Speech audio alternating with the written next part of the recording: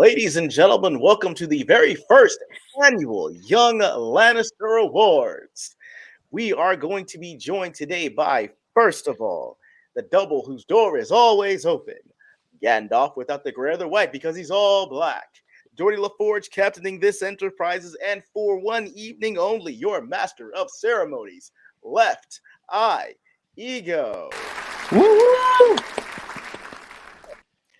Today I am joined by the artist, formerly known as Young Lannister, coming in today with the 2020 prescription plan to help you see these movies more clearly. Good sir, how are you doing this evening? I'm doing fantastic.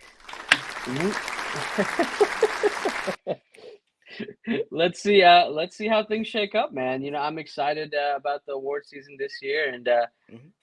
willing to impart my knowledge and hand out some of these bad boys today. Yes! Guys, that man is holding up the first ever Young Lannister Award, which we will name the Lanny, guys. So he will be actually choosing the winners for the 2023 95th or the 95th Annual Academy Awards, which we will dub the Lannys for one evening only. Guys, I am actually so excited to do this with you all and let you take part in this as well. Young Lance and I have been talking about this for at least 4, 5, maybe 6 months It's been at a one while. point. Yeah, Oh it's been a yeah, while. Yeah, yeah. yes, and with this man's letterboxd reviews going on at least 50 movies now, we wanted to actually put all his knowledge on full display for you guys. And show you what it's like for the whole Academy Awards process. But before we do that, we're actually just going to go ahead and just go a little bit of a short dive into the whole history of the Academy Awards. So, the first thing I want to ask Young Lannister is what are the Academy Awards and why do we call them Oscars? Yeah, so the Academy Awards was an award show to pretty much bring recognition to Hollywood and a lot of American cinema early on. The first award show was held actually in 1929 in a small hotel room in Hollywood, and there was only the ceremony itself was only 15 minutes long. There was like maybe like 8 or 9 awards. There wasn't much of anything, and year after year they started to realize that this could be a bigger thing, and then a couple years after that, in 1931, they shifted over into a larger venue. They had more events, and in 1930 was actually the first year that it was broadcasted to everyone. And mind you, this was a point in time where majority of the films that were being made were silent films, and so a lot of it was really just based on the acting alone. Like, I mean, it's tough Wow. to say. Most of it most of the awards went towards the creativity aspect of it all, like the filmmaking, the design, the sets, all of that stuff. And so the reason where the name kind of comes from Oscars, like it's shorter, it sounds better than Academy Awards, and True. you go to like overseas, like anywhere, like so Oscar in Italy just means like award. It's just like a general term given Oh, to really? an Oscar. Yeah, an Oscar is like in Italy is like that. But there's a Huh. couple of mixed reviews as to like where the name came from. They Okay. said that one, it could have been from the old, so they have a library. There's the Hollywood Foreign Press, no, excuse me, not the Hollywood Foreign Press, but um the the the group of people that kind of determine the award winners, essentially. They're Okay. called like the board of governors, essentially. There's Yeah. 54, Yeah. yeah, like board of governors and stuff, and they're like the governing body, and they invite people to become part of the academy. Wow. Okay. And the academy itself is about 9,000 members now. Wow. At the time, there's only like 36 kind of governing body members, and they created a library. Okay, That's and cool. that library still stands today. Featuring a lot of film history. But anyway, one of the librarians there, I think it was like Margaret Heck or something like that, or I mean Margaret Herrick. That's her name. Okay. Um, yeah, she said the statue reminded her of her uncle, and her uncle's name was Oscar. Okay, so that's Really? one possible Okay. theory about where the name came from. The other one is from former actress Bette Davis. She said that the the statue, the actual rear of the statue, reminded her of her husband, whose also name was Oscar. So yeah, Harmon Oscar Nelson was her husband's name. So there's a couple of stories there. Either it was a librarian or it was Beth, or they're just like from the Italy standpoint, right? Okay. Oscar is an award. So to be honest with you, it's nothing's been confirmed, right, All about where right. the name comes from, but Okay. over the test of time, Oscar has just stuck, and it works. Okay. It definitely works. I like that saying better than the Academy Award, but Oscar has a nice ring to it, gives it a little bit of an edge and a little bit of Guys. credibility as well. I mean, so now that I know that that's Oscar season, I know that the general public usually gets up for it. So do the actors, actresses, and the filmmakers. But like, what's the difference that we see between an Emmy, a Golden Globe, and an Academy Award? Like, why are they different, or what is? So there's a lot of differences between them. Kind of going back to the academy, right? Mhm. There are, like as I was saying earlier, the academy that decides who is selected, like who wins. There's about 9,000 members now, and they're all comprised of you know people that won the award before, or they were nominated. For different awards, and they were that it was a competitive nomination, Oh wow. or there's a Okay. or there's a member that or there's a member that is interested in having this person as part of the academy, and they get seconded by someone else that's also a Hmm. member, then they get Okay. invited. So the board of governors will look at all these kind of nominations and references basically, or referrals in a way, and then Yeah. they'll decide if they want to give them an invitation or not. Okay, Wow. and then if once they're invited, then that's that. They're part of the academy, and then they get the ballot, and they make their vote from there.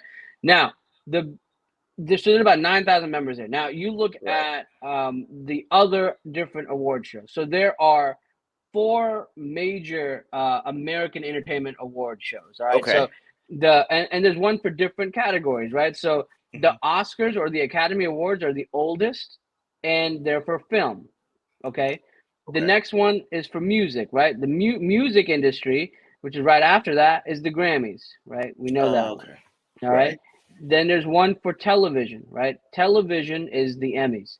The Emmys are strictly television. All right. I Television. mean, Okay. yep, yep. And then the last one are the Tonys. The Tonys Uh. are for Broadway, for Oh. theater, Okay. for theater. Okay. So those are the four big American entertainment award shows, and each year they have their own spectacles, but there are a very select group of people. I forgot how many. There's not many that have won all four. Okay. Wow. Yeah, and that's like in common, I guess, like in other like entertainment industry like language, vernacular, they use the word EGOT a lot. EGOT. So Yeah, I've heard that before. Is that what that is? yeah, so EGOT: Emmy. Emmy, Grammy, Oscar, Tony. Tony. Wow. Okay, Okay. so for someone to be an EGOT, they've won all those awards, right? And so you got people like Viola Davis, right? Viola Davis has won all of them, and she's amazing. She's deserving of it. Jennifer Hudson has won all of them. Audrey Hepburn, Whoopi Goldberg, like people that have done like, I mean, you got Dreamgirls with Jennifer Hudson, you got Color Purple from Whoopi Goldberg, Viola Davis did Fences, you know, she won an Oscar for Fences as well. So I mean, like it all makes sense. Mhm. A lot of times the theater plays become into film adaptations, and they end up kind of winning Right. for both. So Okay. that's Wow. that's what has to happen. So those are the four major ones, right? But then you go back to just film. Let's only talk about film. So the Oscars or the Academy Awards are first. All right, they're Okay. top of the food chain basically. All right. Okay. After that, it kind of varies. All right. So then you have in America, you have the Golden Globes, and then you have the Screen Actors Guild Awards. I've Okay. heard that. Okay. Yeah. So now both the Screen Actors Guild Awards and the Golden Globes are for both film and television. Okay. So they award for both. They award for both. They give you awards for both. All right. Huh. Now, question is, who is picking them? Who's deciding them? Right? Yeah, it's a lot. Who is it? Who is right? So the Screen Actors Guild Awards are a lot of times there's like a group of other actors and actresses that are more of like the minorities in a way. Like they're like the people that do the design work, and everyone else They're the ones that are deciding that. The Screen Actors Guild. It's like a whole guild of only actors. Like the only actors That's are cool. picking them. Yep. Okay. And then Golden Globes are by the Hollywood Foreign Press. Okay, which is the media. Wow. So, and they have the smallest number. So Screen Actors Guild Award, there's like 2,000 or so members, and then Golden Globes there's only 105. Wow. Yeah, yeah. So now, question is like, how does it play a role for, you know, determining who wins? Like, which Right. is more important than the other? There is one other award, which isn't in America but plays a big role, and those are the BAFTAs.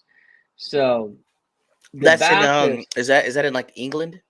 yep, it's in Britain. Okay. Yeah, yeah. So BAFTAs are the British Academy Film and Television Award. Okay. Okay. I think that's the British Academy of Film and Television Arts. Mistake, Okay. whatever.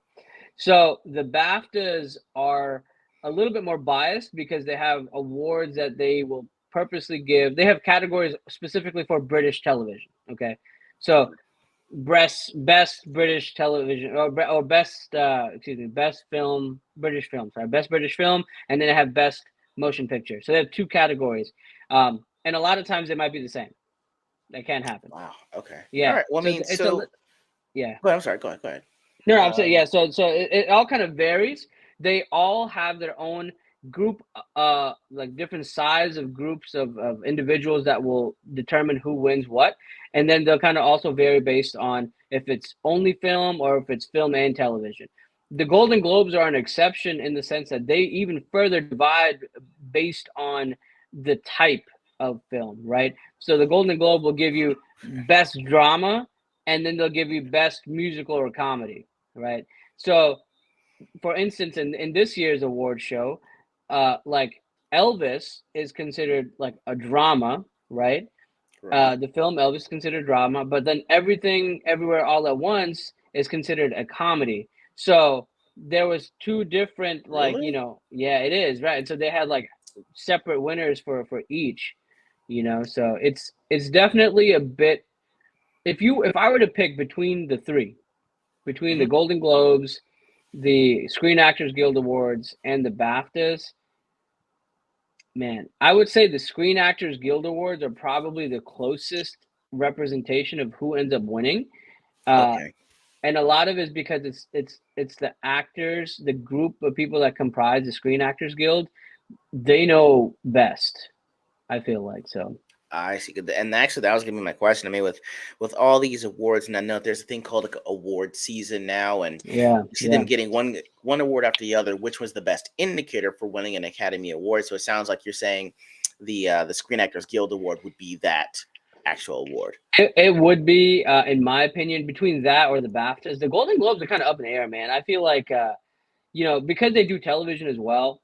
Uh, it, Okay. it's a mixture, and the Hollywood Foreign Press that decides the Golden Globes, they tend to be a little bit more biased. I feel like I don't know. I don't Biased agree with towards the whom decision. or biased towards what?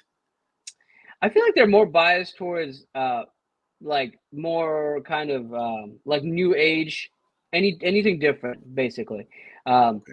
for example, like if you were to look at the last like 5 to 10 years of filmmaking, anything new or different, they would like the Golden Globe would always go to them. Got it. Okay. Yeah, which is great, which is fine. It's advancement in film, and that's what we want. But like, it's very on the nose sometimes, like even like television, from a television perspective, like the Golden Globes all went to, well, majority of them went to Abbott Elementary, and Abbott Really?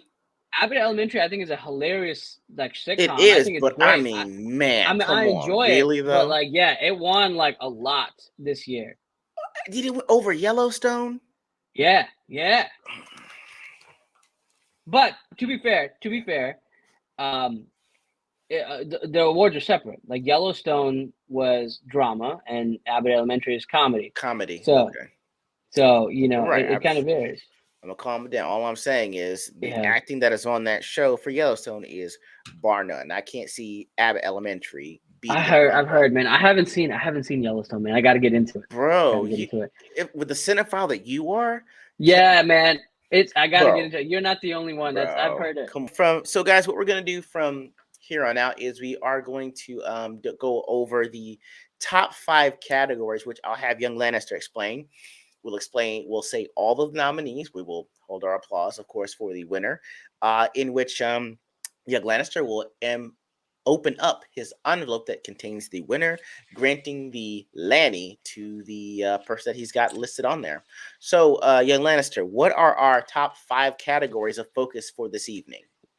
So today, we have decided to talk primarily about these 5 categories. The first one being best adapted screenplay. We decided to go for an adapted screenplay simply because it's less talked about than the original screenplay, and to some degree, things aren't really original anymore. Okay, that's a debate for another day. So that we did best adapted screenplay, we did best actor in a leading role, we did best actress in a leading role, best director, and then lastly, and the biggest of all, is best picture. Agreed. So So yeah, let's get to it. And for anyone who doesn't know, we usually say best picture for last because that's the one where everyone is on stage, and it is typically the last award given of the night, if I remember correctly, sir. it is. It sure Okay. is. All right. With that, we will get to it. So first up, we have best adapted screenplay. And again, I will announce the nominees while Young Lannister announces the actual winner of the awards. All right. So here we are for best adapted screenplay. Here we go. Best adapted screenplay. The nominees are All Quiet on the Western Front, Glass Onion, A Knives Out Mystery, Living, Top Gun Maverick, Women Talking, and the Lanny goes to.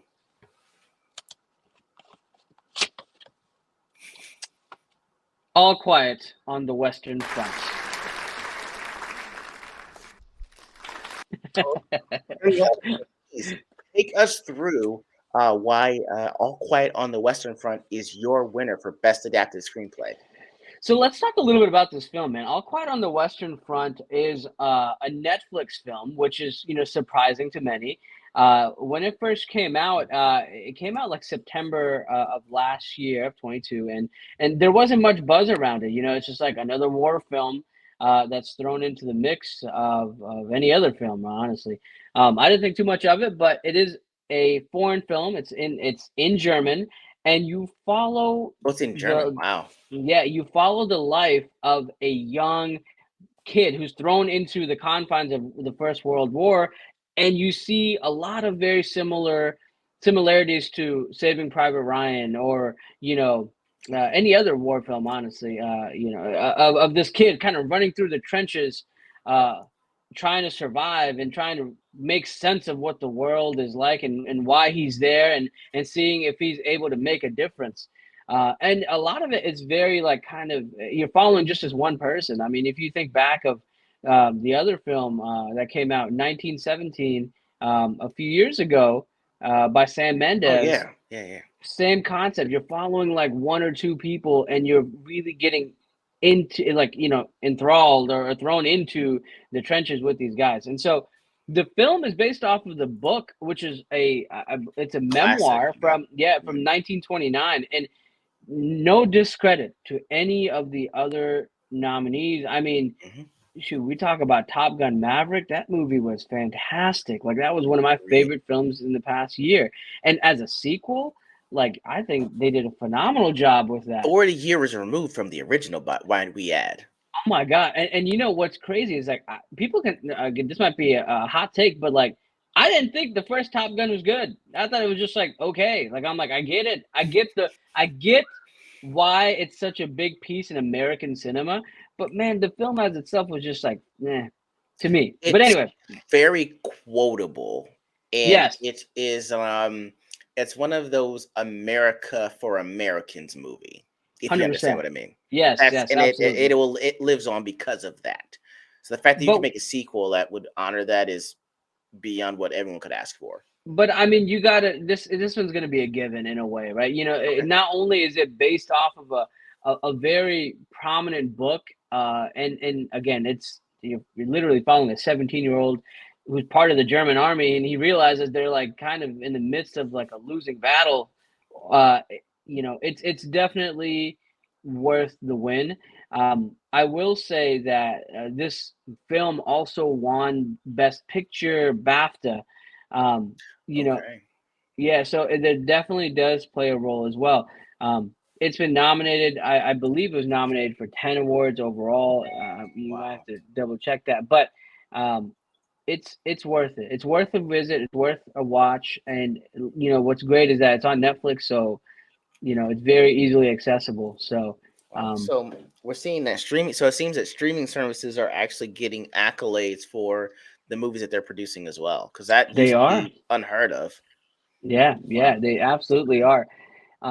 But yeah, that best adapted screenplay is well deserving Okay. to All Quiet on the Western Front. All right. You guys heard it from Young Lannisters that All Quiet on the Western Front is our best adapted screenplay winner. So moving on, we're going to go to best performance by an actress in a leading role.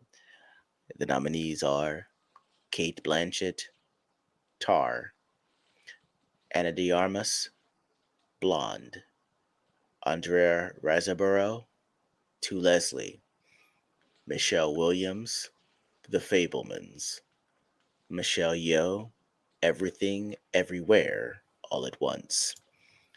And the Lanny goes to.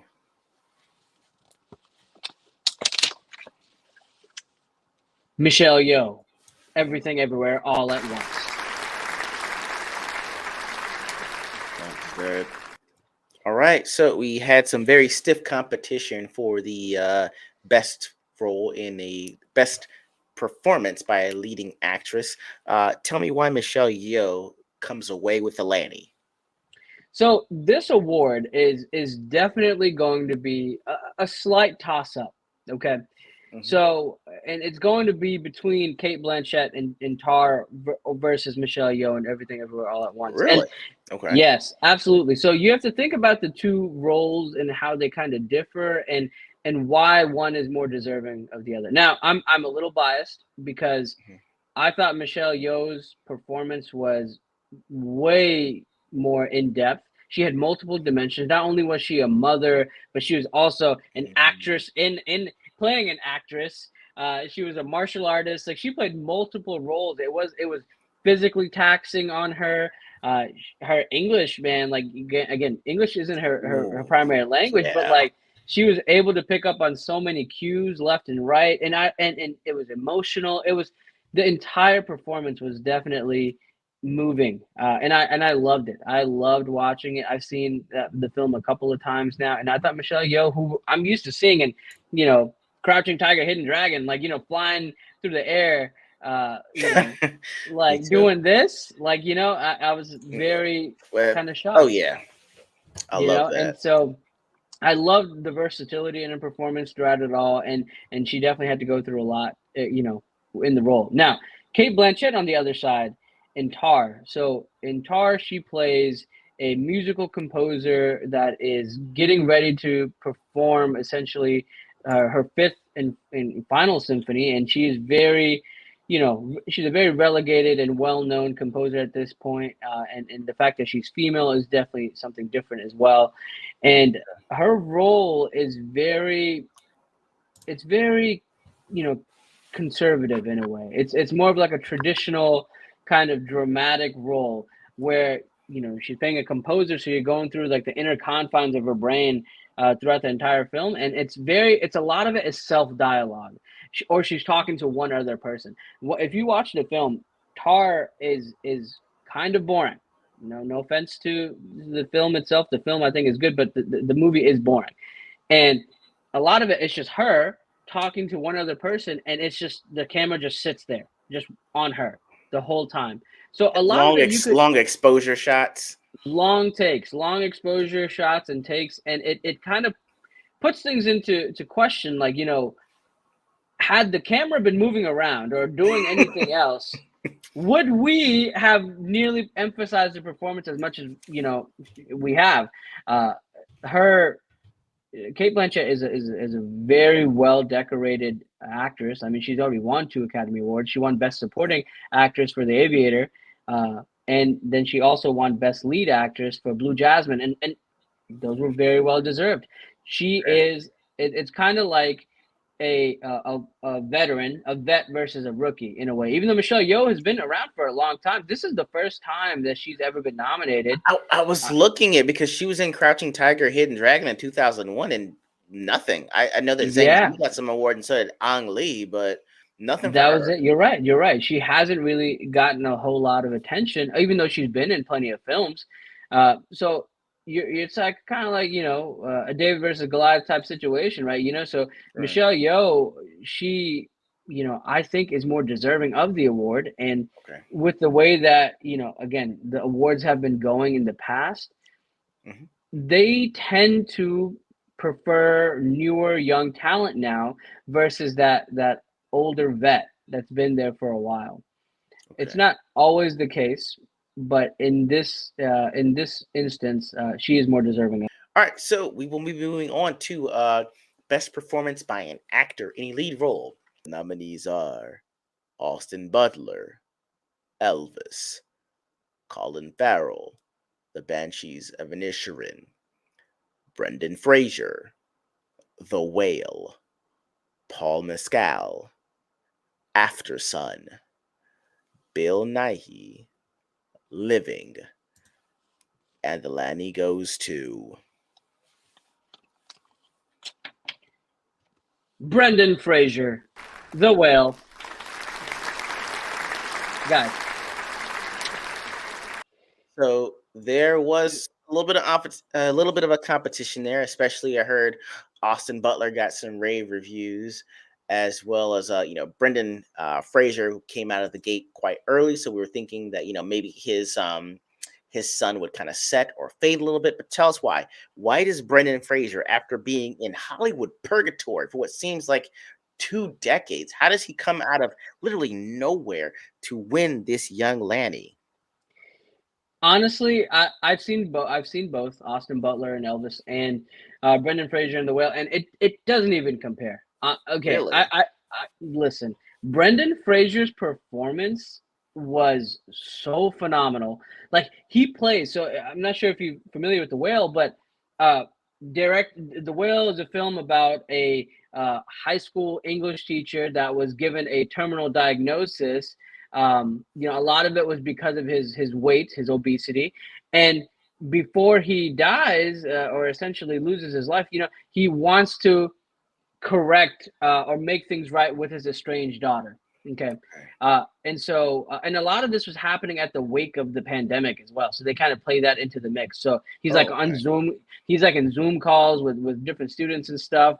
And his daughter, who's played by Sadie Sink, from Stranger Things, the redhead girl, um, she played a really great daughter in the film too. But the whole concept of it, although it's seen before, Darren Aronofsky, the director, he did the same thing with The Wrestler. Yeah.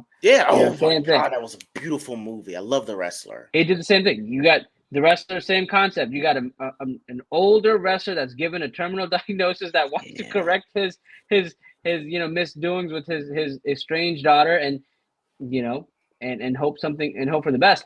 So, but Brendan Fraser is in this film, like, despite him being towards the end of his life, like he is so lovable, so compassionate and caring, and it's just like a moving piece. Like you have to witness it.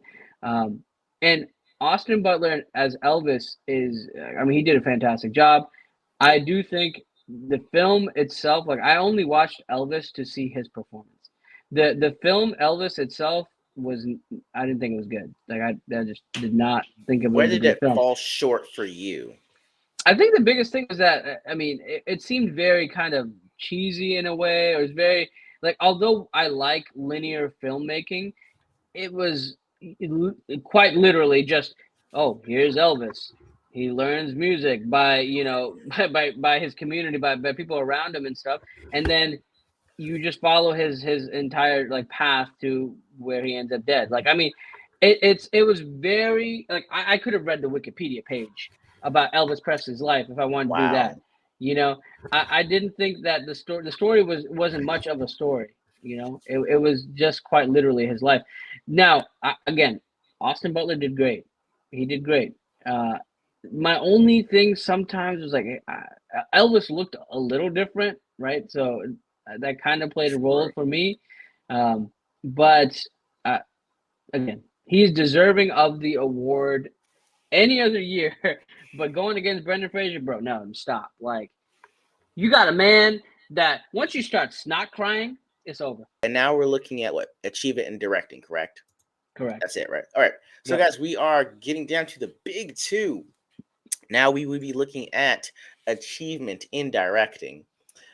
The nominees are The Banshees of Inisherin, Everything, Everywhere, All at Once, The Fablemans, Tar, Triangle of Sadness, and the Lanny goes to.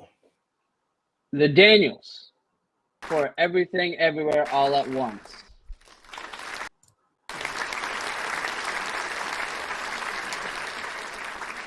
All right. I mean, I actually had this, sewn up for the Fablemans for Steven Spielberg, or even Triangle of Sadness, because it would have been the avant-garde movie about classicism. So, tell me, how is it that Everything Everywhere All at Once picks up a second victory? So the reason why I think a lot of this kind of goes to them is the advancement that so the Academy of Motion Picture and Arts, which is the group that kind of helps again um, select the nominees and everything. Their biggest thing when they were established in 1929 was to advance film and cinema in general, not just in the United States but internationally. Okay. And now you got these two dudes, these two 35-year-old kids, essentially, that had zero experience making films until about Really? 2016. Until about 2016, when they came out with Swiss Army Man with Daniel Radcliffe. So that was their first kind of breakout. Before that, do you know what these boys were doing? What? Music videos. What? Turned down for what? That was That them? that was them. I mean, you think about how crazy that music video is Bruh. to begin with. It kind of makes sense. Like it's so wild and so random. Everything, everywhere, all at once is that perfect, blend of edge and style that we just haven't seen in film, especially to this extent. It's deserving of it. It's 100% deserving of it. It's very and it's an intelligent film that has multiple layers of not just like family and kind of like you follow the life of this mother daughter kind of experience, but Mhm. it adds sci-fi and it adds drama and it adds action and comedy into like this perfect blend of filmmaking. And both the guys, the Daniels, and again this is Daniel Kwan and Daniel Scheinert. Mhm. They're two college roommates that came up with this idea about 5 years ago, and the two of them put in the work and excruciatingly you know put in the hours to come up with this beautiful film.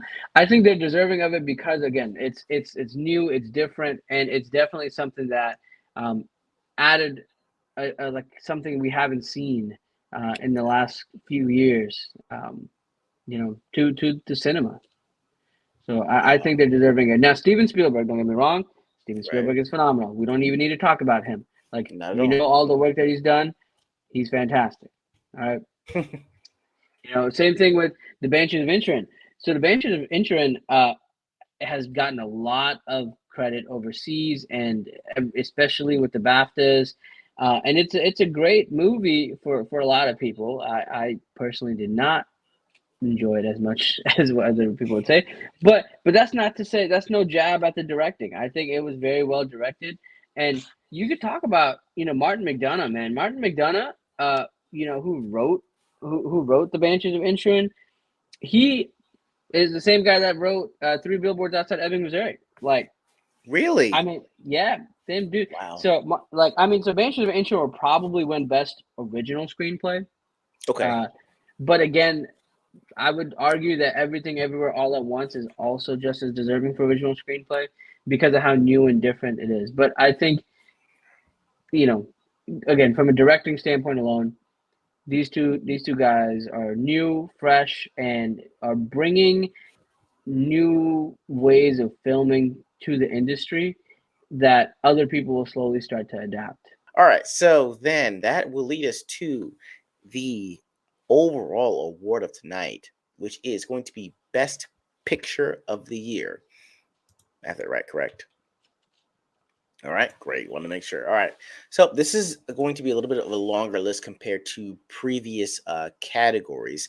But before we actually go to that, one of the categories that I wanted to kind of just throw out there was I am so upset that this didn't get any other nominations other than an achievement for music, because I understand that their own awards category or their own governing body didn't even submit this as their best picture or best feature or anything like that. But it's Triple R. I'm going to say that hopefully they're up for the Academy Award for Best Music, or the Lanny for Natu Natu. Did I say that right? Correct. Yeah, yeah. I really hope to God that that wins, because it's an amazing film and it's an absolute travesty that the actual movie is nowhere in the Academy Awards and in any of the other categories except for this. I know that some people are going to say, well, hey, Lift Me Up from Black Panther should probably win because of Chadwick Boseman, blah, blah, blah. But I will say, sans a person's death, which can only cover but so much, if we're just talking about in a vacuum, this movie, this song that you put out, are you telling me it's better than Not To Not To? Seriously? If you don't think so, we gotta talk. I might give you Hold My Hand because it's Top Gun Maverick and it's an ode to old school Hollywood. Maybe I'll accept that. But man, not to. If you haven't seen Triple R, that's the song for you. But So I digress. Go ahead. I'm sorry. Unless you want to bring it. I was gonna say Triple R got a lot of buzz from India, right? It's an Indian film. It's in Telugu, and it is deserving of more. I agree with you. I do think that it needs to be recognized more. But then you kind of look at the scope of Bollywood in general. They don't get It's, recognized. They don't I get will say recognized this. I nearly as I will much. say this. I got so much. We got a lot of flack for saying it was Bollywood. We're saying it's Bollywood esque. Yeah. People just, I know we're saying it's an Indian film. It's just for people Yeah. that do not know, my Bollywood's an easier term for them. But hey, it's not necessarily Bollywood itself. We're just clarifying that because Now, people yeah, that will so jump, but people from even India will even jump in like the chat and let you Indian know. But go ahead. film, I'm sorry. Go ahead. Indian Yeah. Indian filmmaking in general and Bollywood in general has now shifted into a more dramatic kind of role Oh away yeah. from that traditional kind of 90s musical type films. And don't get me wrong, I grew up on those films, man. Like Word. Word. like SRK, Shahrukh Khan is like an icon to me. I will watch his films any day of the week. But Mhm. they are shifting into these more dramatic films, and they need to be, honored. They need to get these nominations, Definitely and agreed. and the Academy Awards, like if they are recognizing All Quiet on the Western Front or Parasite, or any Okay. of these other foreign films into some of these other categories, then they should really start taking a look into films like They Triple R, really which I need think to. they need to. Very Yeah, deserving. Okay, guys, that we're gonna get hop off our soapbox on that one. It's yeah, just Triple R was amazing. If you haven't seen it, please go do so. All right, yeah. so we are now for the main award of the evening, which is Best Motion Picture of the Year. The nominees are All Quiet on the Western Front, Avatar: The Way of Water, Banshees of Inisherin, Elvis: Everything Everywhere All at Once, The Fablemans, Tar, Top Gun Maverick, Triangle of Sadness, Women Talking, and the Lannister goes to.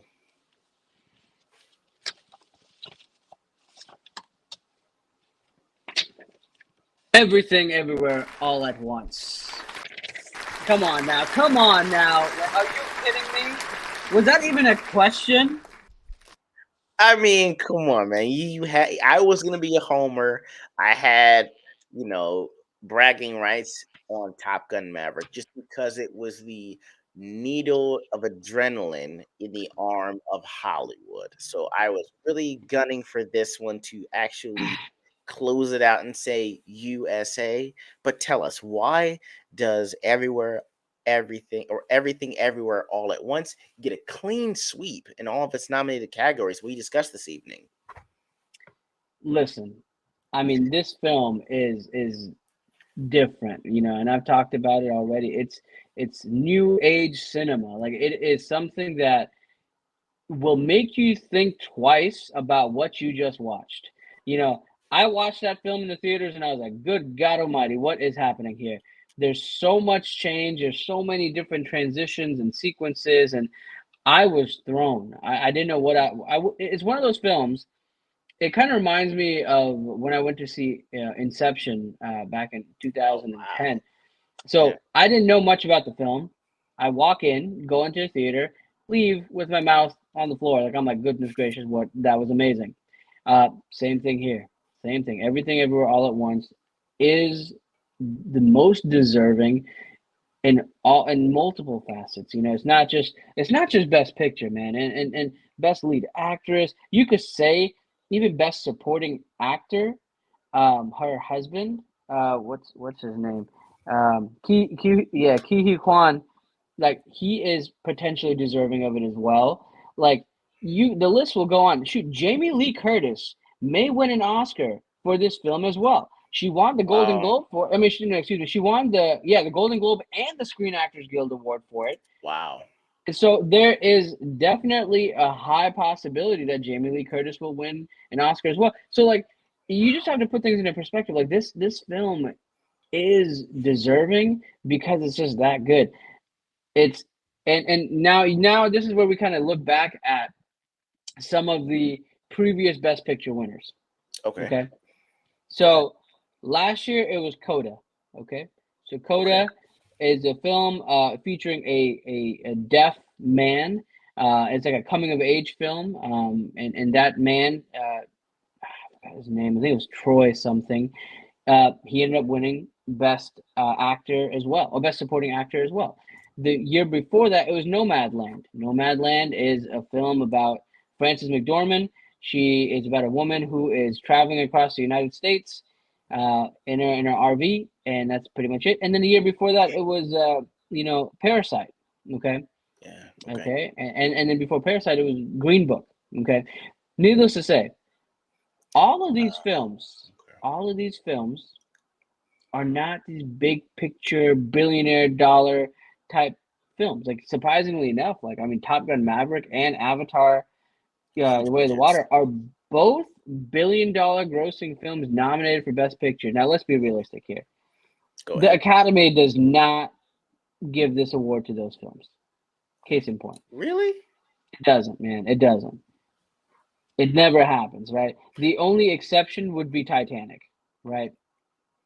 Well, could you say that Titanic for Lord of the Rings though? or Lord of the Rings. You're right. Okay. Okay, those would be the Okay. two. Yes, I was gonna say Lord of the Rings and Titanic are they're the highest. They've won the most Oscars ever. They both won 11. Okay, Wow. uh, Okay. like they were nominated for. I believe they're nominated for 12 or 13. They won 11. Like that's crazy. You know, Oh, okay. Everything Everywhere All at Once is nominated for 11 Oscars this year. Okay. I see where you're on that, There sir. is there is a reason why it's going to win Best Picture. You know, Okay. All right. the, I my see. only the only thing that I would be shocked about, I'd be shocked if it didn't. But there's a lot of buzz for some of the even smaller films, Okay. like The Banshees of Inisherin, which is a potential win there for them, but I don't think so. I'm definitely going for Everything Everywhere All at Once. Okay. Um, there's only one film that's won all their Screen Actors Guild Award categories as well. Which one is that? It's this film. So yeah, they were nominated for four. and they won for it. 1-4. So Okay. they I'll have to they're look. the it's the only film that has won, in every category. So I mean, like, with the way, again, I mentioned before, how the Screen Actors Guild Awards and the Golden Globes being like both like precursors and indicators for who wins the Oscars, it's lining up towards this film, man. Like, and I think it's deserving of it. It Okay. it definitely is. All right. So, I got you. I mean, and if nothing else, like I would like to see Ki Hugh Kwan be up there. I know he's nominated for Best Supporting Actor, and I will never forget him as being Short Round and in Indiana Jones, Indiana Jones. Like, hey it's yo, crazy. if whomever that works for Disney is watching this, I don't want another Indiana Jones movie. I Yeah, yeah, please want no, me The neither. Yeah. Adventures of Short Round. Okay, just give me Short Round. 40 years in the future, Indy put him on a path. He Make him doesn't have to young. be Just make him young. Give me the Adventure of the Short Round. Just make him look young again, and then just were get that same actor. exactly. Make, hey, Exactly. magic, I am movie I am magic. Come on, make completely it okay with happen. that. Short Round was a memorable character. And if Shia LaBeouf isn't going to take the mantle, and if you're not going to get Chris Pratt to play Indiana Jones and reboot the whole thing, I want Short Round, guys. That's all I want. Okay.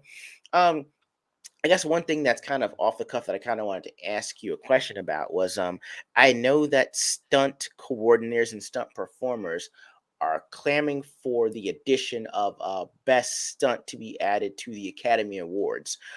From your point of view, where do you see, kind of the argument for placing that as a category, or kind of the argument against adding that to what seems like a very stacked nomination in categories? So, there's always been the Academy has always wanted to be more inclusive. Okay, Hmm. like we go back to in 2016, there was a boycott that happened Remember that? between a lot of the actors, and a lot of it was because the Academy at the time, which was comprised of about a little over 5 or 6 thousand people, was like 85% white, and Mhm. like 70% of them were over the age of 60. Okay. Okay. So the big push then was to have not only more female members, but also to have more African American and minority members. And now we look at it, it's a lot more. It's still majority, towards white, or like white demographics, but now it's definitely a good mix. Okay, I'd say it's probably like 60-40 to some degree now. Okay, Okay. so the idea of having a stunt, like, here's the thing, it would have to be like an ensemble award or like a cast award.